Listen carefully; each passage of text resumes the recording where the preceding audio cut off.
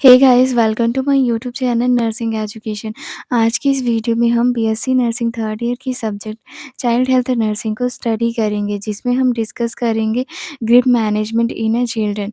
इस वीडियो में हम डिस्कस करेंगे definition of grief and grief management in a children. So let's discuss about grief. First of all, definition of grief.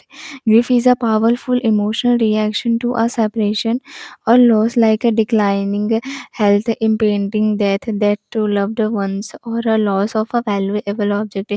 Grief एक emotional reaction होता है, emotional expression होता है जब किसी पर्सन की कोई बहुत ही कीमती चीज़, बहुत ही वैल्यूएबल ऑब्जेक्ट का लॉस हो जाता है या फिर गुम जाती है, या फिर जिससे वो पर्सन लव करता है उसकी डेथ हो जाती है, या फिर उसकी हेल्थ में कोई इश्यू आ जाता है, जैसे क्रोनिक डिजीज़ हो गई या एक्सीडेंट हो गया, या फिर उसका लव्ड वन सेपरेट हो जाता है, अलग हो जाता है, दूर हो जाता है।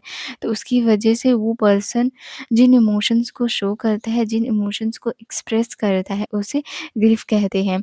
Healthy grieving is a time limited, becoming less intense as a time passes, but takes 1 year और मोर टू रिज़ॉल्व फुल्ली। और जो हेल्दी ग्रीविंग होता है वो लिमिटेड टाइम के लिए होता है, मतलब कि कुछ ही समय के लिए होता है, और जैसे-जैसे समय बीतता है ये धीरे-धीरे कम होने लगता है ग्रीफ, और इसको पूरी तरह से ख़त्म होने में ग्रीफ को 1 ईयर या फिर उससे ज़्यादा टाइम लग सकता है। This is the definition of grief. Grief क्या होता है? जब किसी पर्सन की कोई बहुत ही कीमती चीज़ गुम जाती है, या फिर उसके लव्ड वन की डेथ हो जाती है, वो अपने लव्ड वन से अलग हो जाता है, सेपरेट हो जाता है, दूर हो जाता है, या फिर उसकी हेल्थ में कोई इश्यू आ जाती है, जैसे कि उसे डिजीज़ हो गई या फिर एक्सीडेंट वगैरह हो गया। तो उसकी वजह से वो पर्सन जिन इमोशंस को शो करता है, जिन इमोशंस को एक्सप्रेस करता है, उसे ग्रीफ कहते हैं। Now we discuss grief management in a children. बच्चे जो है लॉस को अलग तरीके से देखते हैं। जितना उनका ग्रोथ होता है, डेवलपमेंट होता है, उसके अकॉर्डिंग वो लॉस को या फिर डेथ को देखते हैं, उसको परसीव करते हैं, और इसीलिए जब भी बच्चे में ग्रिफ को कम करने की कोशिश की जाती है, ग्रिप मैनेजमेंट किया जाता है, उस टाइम पे उनकी एज क्या है और कौन सी उनकी डेवलपमेंटल स्टेज है, उसको ज़रूर ध्यान रखना है, तभी बच्चे में अच्छे से ग्रिप मैनेजमेंट किया जा सकता है। फर्स्ट है helping a grieving preschool 3 to 5 years. सबसे पहले हम प्री स्कूलर में ग्रिप मैनेजमेंट को डिस्कस करेंगे। प्री स्कूलर 3 टू 5 ईयर्स के बच्चे होते हैं। Helping grieving school age child 6 to 9 years. फिर हम स्कूल एज चाइल्ड में ग्रिप मैनेजमेंट को डिस्कस करेंगे। School age child 6 to 9 years के बच्चे होते हैं। Helping grieving preteens and early adolescence. उसके बाद हम प्री टीन्स और अर्ली एडोलेसेंस में ग्रिप मैनेजमेंट को डिस्कस करेंगे। Then helping teenagers during grieving. फिर लास्ट में हम टीनेजर्स में ग्रिप मैनेजमेंट कैसे करेंगे उसे डिस्कस करेंगे। सबसे पहले हम प्री स्कूलर में ग्रीफ को कम कैसे करेंगे, ग्रीफ मैनेजमेंट कैसे करेंगे उसे डिस्कस करेंगे। प्री स्कूलर 3 टू 5 ईयर्स के बच्चे इसमें आते हैं। Answer the child's question honestly and simply. बच्चा जो भी क्वेश्चन पूछता है उसके आंसर ऑनेस्टली और सिंपली देना है। ऑनेस्टली मतलब कि कुछ भी झूठ नहीं बोलना है, सच बोलना है, और सिंपल वे में बच्चे को बताना है ताकि वो समझ सके। Allow them to talk about loss, help them share their fears and worries. और बच्चों को अलाउ करना है कि उनके मन में जो भी टेंशन हो, जो भी फियर हो, जो भी चिंता हो, वो हमसे आके शेयर करें, हमसे बात करें। इसके लिए बच्चों को अलाउ करना है। प्रोवाइड सिंपल रूटीन्स, और सिंपल छोटे-छोटे रूटीन्स देना है बच्चे को। Give the child affection and nurturing attempt to connect with them. और बच्चे की केयर करनी है, अफेक्शन देना है, लव देना है, ताकि बच्चे से कनेक्ट हो सके। Provide opportunities to play.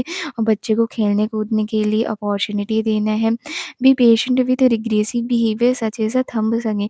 और अगर पेशेंट रिग्रेसिव बिहेवियर शो करता है, मतलब कि वियर्ड सा बिहेवियर, अजीब बिहेवियर शो करता है, जैसे कि अंगूठा चूसता है, थंब सकिंग करता है, तो ऐसी कंडीशन में पेशेंट के ऊपर गुस्सा नहीं करना है। ऐसी कंडीशन को बहुत ही पेशेंट के साथ डील करना है। Provide opportunity for expression of painful emotions through play, creative outlets and talk।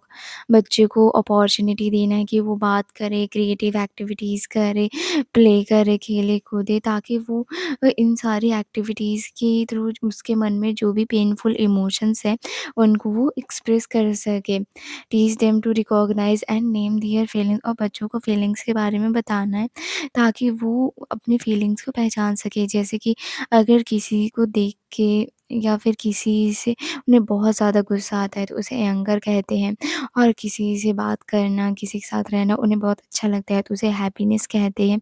इसके बारे में बच्चों को बताना ताकि वो अपने फीलिंग्स को अच्छे से रिकॉग्नाइज़ कर सकें। इस प्रकार हम प्री स्कूलर्स में ग्रिप मैनेजमेंट करेंगे।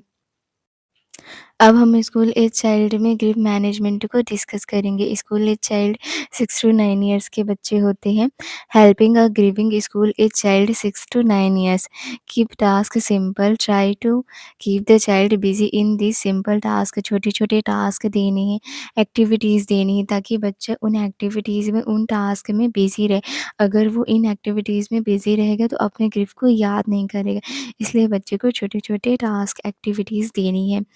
Insist that children express their feelings in a words and not bye acting out, और बच्चों को इंकरेज करना है, इंसिस्ट करना है कि वो अपनी फीलिंग्स को वर्ड्स के थ्रू एक्सप्रेस करे, एक्टिंग ना करे, मतलब कि उसको एक्ट करके ना बताएं, वर्ड्स के थ्रू बताएं। Encourage them to let you know when they are worried और हैविंग अ डिफ़िकल्ट टाइम, और बच्चों को इंकरेज करना है कि जब भी उनका बुरा समय हो, उनको किसी बात की चिंता हो तो वो आकर हमसे शेयर करें। इसके लिए बच्चे को इंकरेज करना है। इस प्रकार हम स्कूल एज चाइल्ड में ग्रीफ मैनेजमेंट करेंगे। अब हम प्री-टीन्स एंड अर्ली एडोलेसेंस में ग्रीफ मैनेजमेंट को डिस्कस करेंगे। Helping grieving preteens and early adolescents accept their mood swings and physical symptoms है। जो एडोलेसेंस होते हैं उनमें मूड स्विंग्स देखने को मिलता है, मीन्स कि कभी उनके मूड बहुत ज़्यादा हाई रहेंगे, कभी बहुत ज़्यादा लो रहेंगे। इसके साथ-साथ ग्रिफ की वजह से उनमें फिजिकल सिम्पटम्स भी देखने को मिलते हैं। Encourage them to honestly recognise their painful feelings and find positive outlets in physical and creative activities. और बच्चों को जो एडोलेसेंट्स होते हैं उनको इंकरेज करना है कि वो अपने पेनफुल फीलिंग्स को रिकॉग्नाइज करे, उसको पहचाने और पॉजिटिव वे से उसे कम करे। जैसे कि फिजिकल एक्टिविटीज़ करे, क्रिएटिव एक्टिविटीज़ करे, ताकि उन एक्टिविटीज़ के थ्रू उनकी जो पेनफुल फीलिंग्स है वो कम हो सके। Try to understand the feelings behind their words and actions and response with empathy. और एडोलेसेंट जो भी कहते हैं या फिर एक्शन करते हैं उसको, उसके पीछे की उनकी फीलिंग्स को समझना है, अंडरस्टैंड करना है और उनको एम्पैथी देना है, उनके साथ एम्पैथेटिक रहना है ताकि उन्हें लगे कि हम उन्हें अंडरस्टैंड कर रहे हैं, उन्हें समझ रहे हैं। Be truthful and factual in explaining the loss. और जब भी उनको हम लॉस के बारे में बताते हैं तो ट्रुथ बताना है, फैक्ट बताना है, कुछ भी झूठ नहीं बोलना है। अब हम टीनेजर्स में ग्रीव मैनेजमेंट को डिस्कस करेंगे। Helping teenagers during grieving. Do not force the teenagers to participate in activities that he और she feels uncomfortable doing. Teenagers को भी किसी भी चीज़ के लिए फोर्स नहीं करना है, किसी भी ऐसी एक्टिविटीज़ को पार्टिसिपेट करने के लिए फोर्स नहीं करना है जिसमें पार्टिसिपेट करने के लिए वो अनकंफर्टेबल फील करें। Help them to find activities to express their grief. और उन एक्टिविटीज़ को करने में उनकी हेल्प करनी है जिससे कि वो अपने ग्रीफ को एक्सप्रेस कर सके। This is the grief management in a children. Thank you so much. If you like my video then like, subscribe and share my channel.